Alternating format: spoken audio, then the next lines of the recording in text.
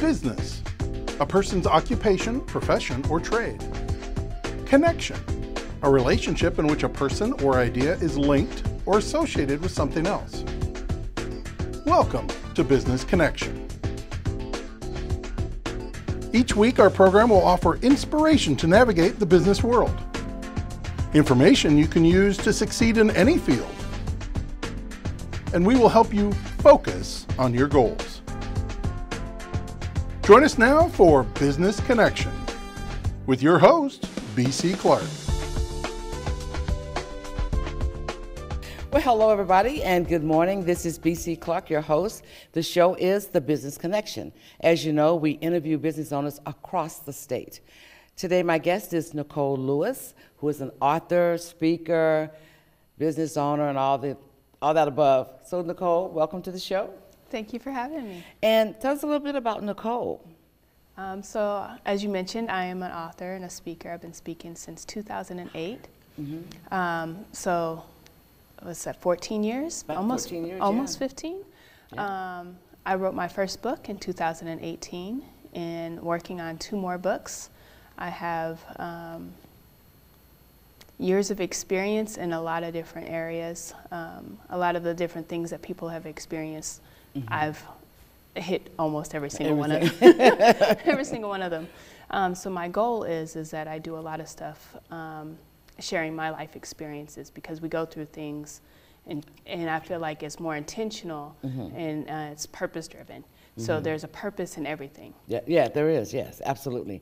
And so, as I see it, that a lot of the, in your book, because I read it, it talks about trauma and how you've overcome a lot of that. And so a lot of your speaking is kind of dealing with that, correct? Yes. And I think it's really a healing book, you know, for those who may have been through some of that same stuff, which I think is what you meant, which was, you know, your intention.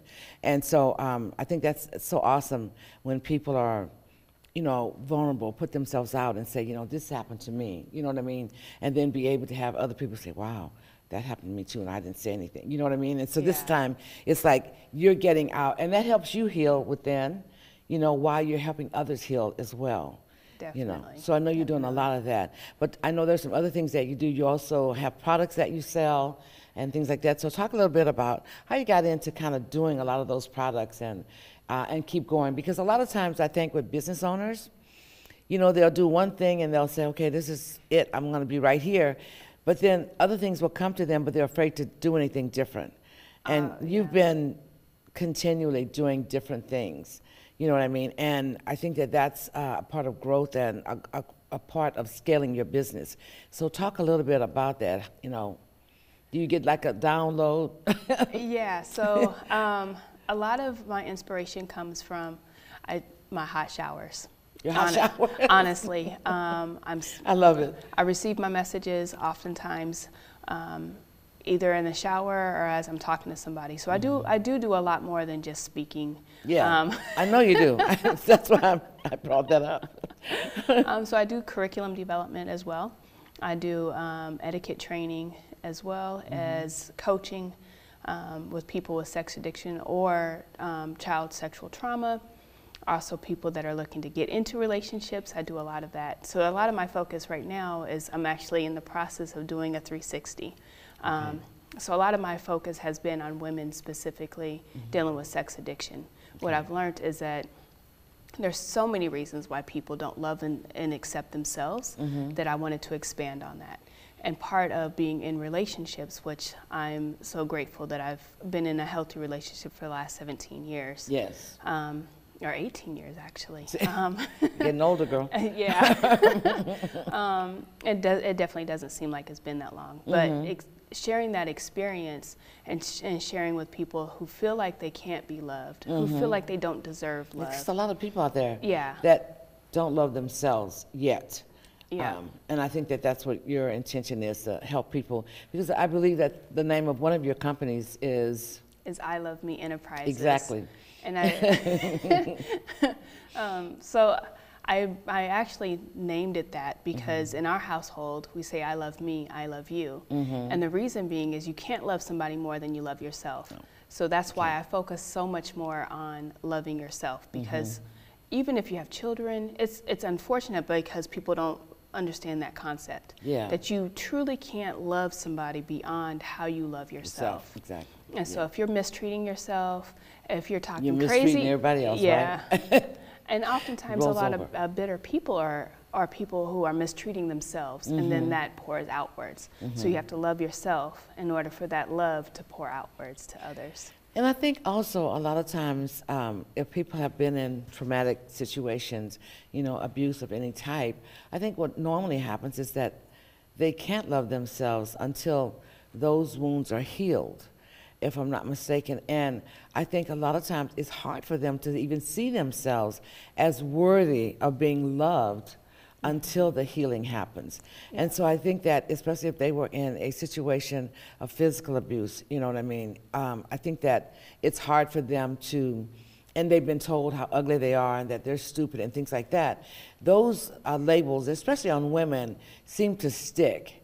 And it takes years for them to get from under those things, to be able to build the confidence in themselves. I think you've done a great job with your books in helping people understand that. And so it's very hard because you look in the mirror and you see what people have told you you are. You don't see what God made you. Yeah. And so that's a long road to getting from that place, you know what I mean? And so it does take a lot of coaching and healing in order for that to happen. Not that I know your book, but I read a lot of it, so, you know, I can teach on it. But I think that that's the main thing, you know. Yeah, and my purpose of my book was to give you my perspective. Right. Because everybody's perspective when they go through trauma is different. Yes. Even in the same household is different. Even if we were going through the same exact thing, how I interpret it, how I react to it is going to be different. And so I wanted to focus on how I reacted. What did I do when these situations happened? More so than what the situation was, because it takes that power back. Oftentimes people are told that they're victims, which is not to say that you're not a victim, but it's to also take that power back. What in that process did you learn? What did you overcome? What things would you do differently now?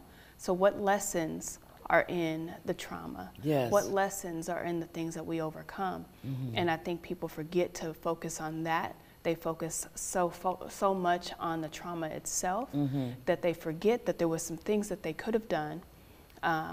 Like in one of my situations, you always get those gut feelings, right?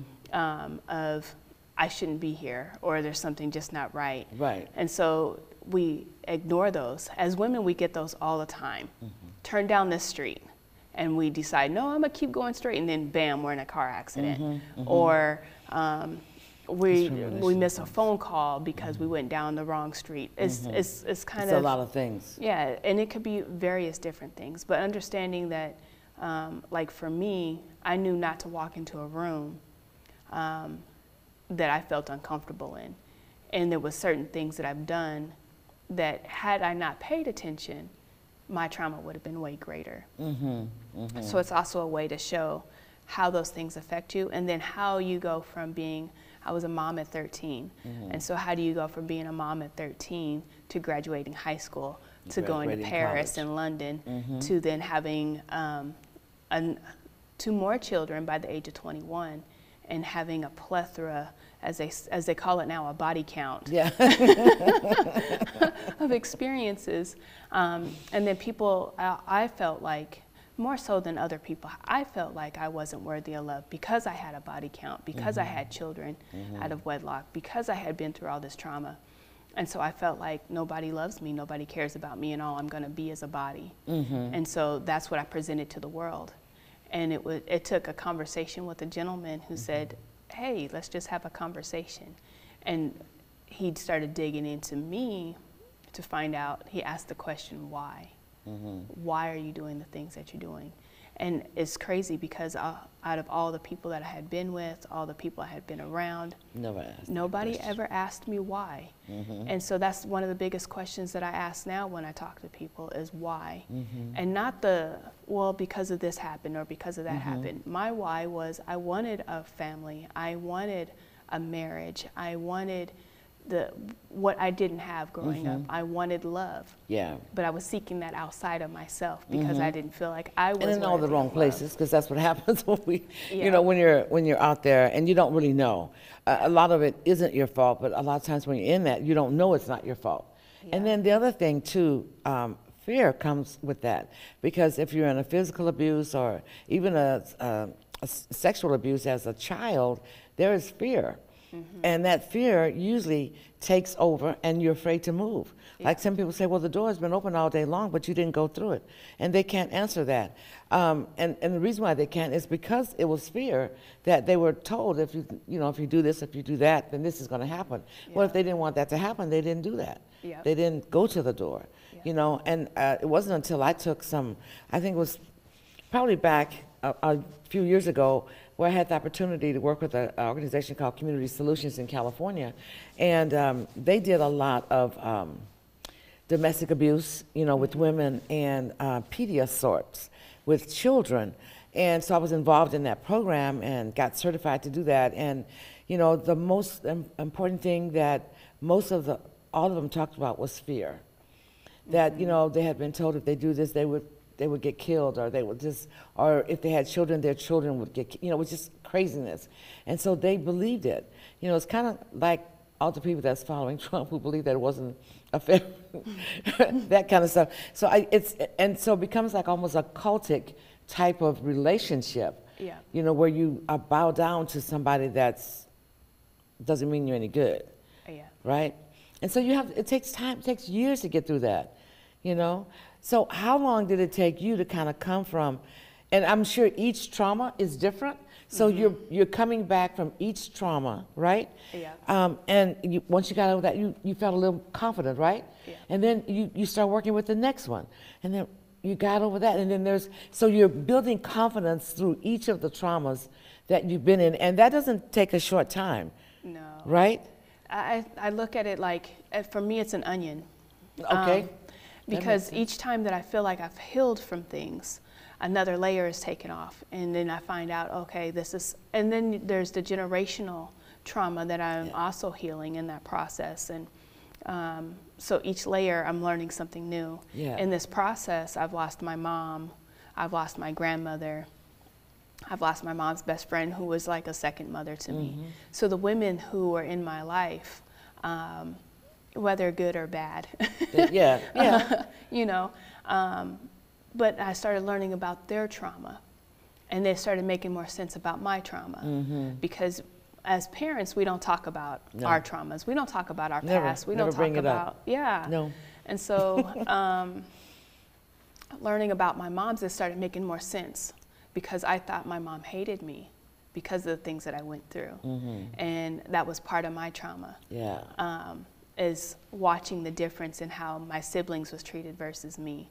And then growing up, it wasn't until after my mom passed, it was very interesting. A couple of years ago, I got a phone call from my aunt, who I've spoken to maybe 2 or 3 times in my entire lifetime. Wow. Yeah. And she called me and she gave me a whole nother layer of understanding of my mom. I spent 3 weeks in the mountains with her, and I had that conversation. I said, Mom, I thought you hated me.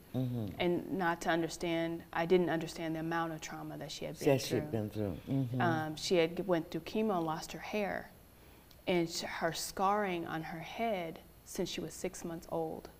Wow. I found out in that 3 weeks that they was putting cigarettes out in her ears. So she was partially deaf in one of her ears. And so growing up, like... so it was generational abuse throughout the family from... Yeah, and so... I think people sometimes don't take that into consideration, because what a child sees, they don't forget, especially if it's trauma.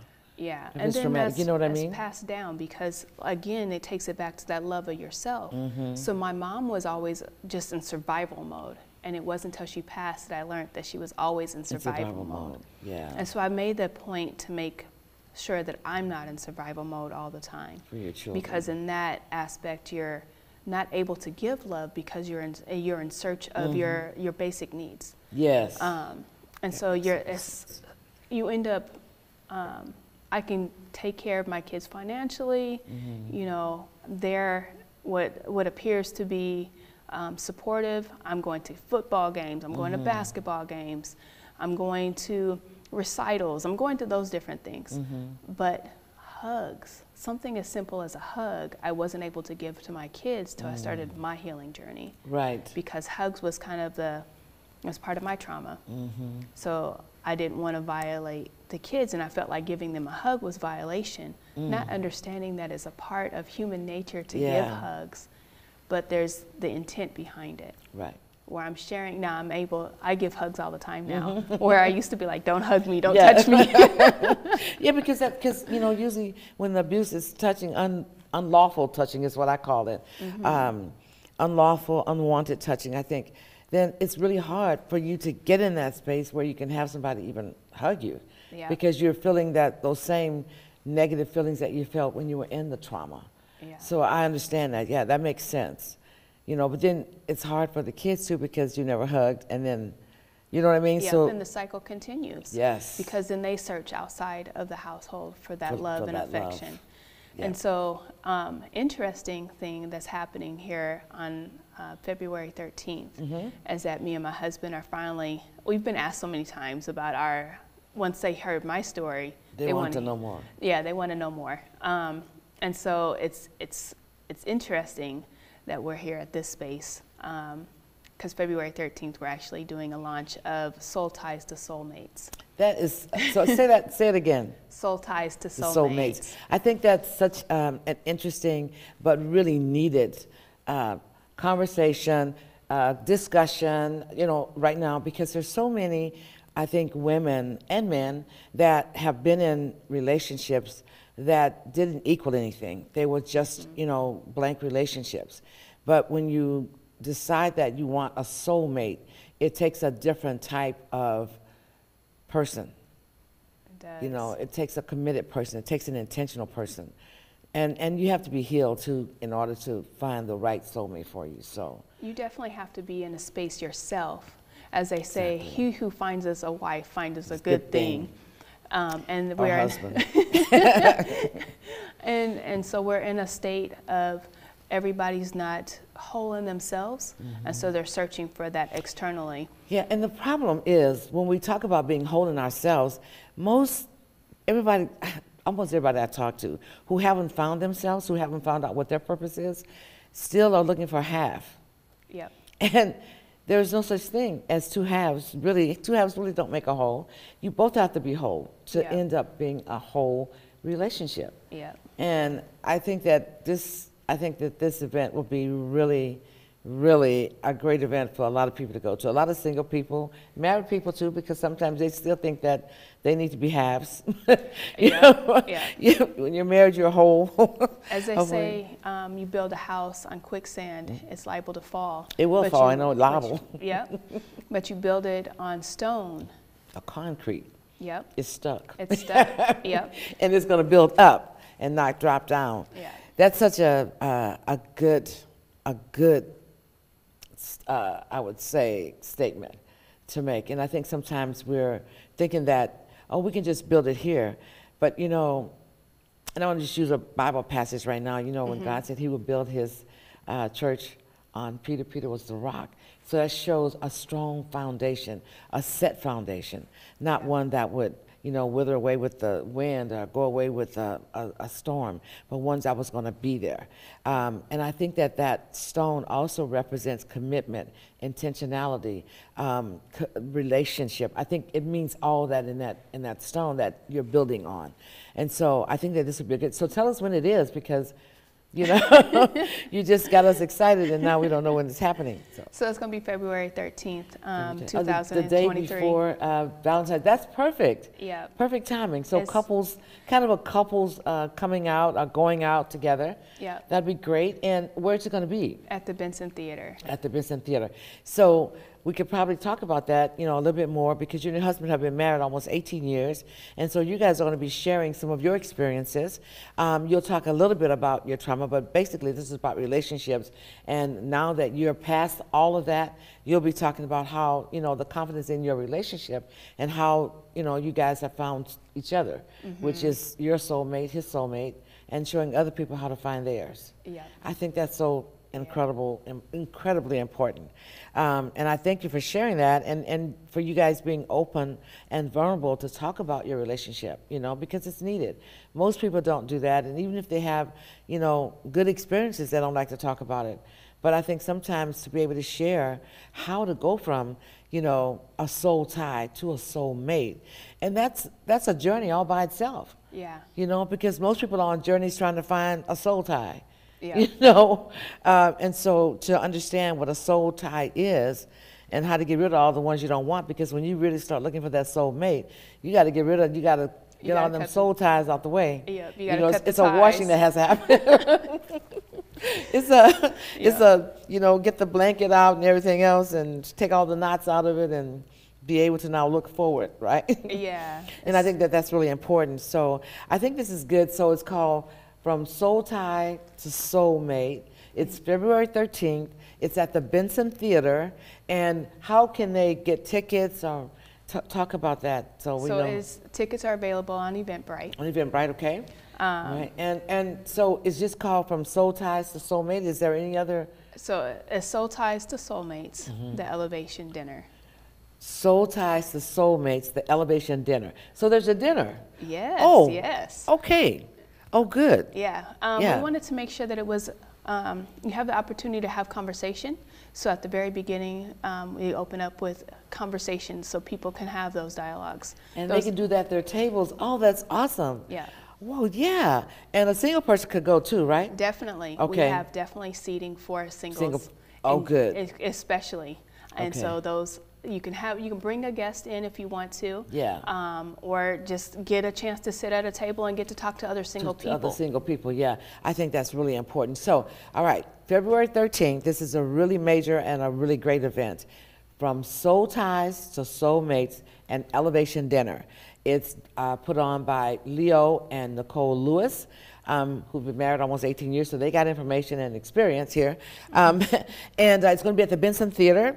Benson Theater is on Maple 60. Like 60th and Maple. 60th and Maple. So you want to check it out. It's on Eventbrite.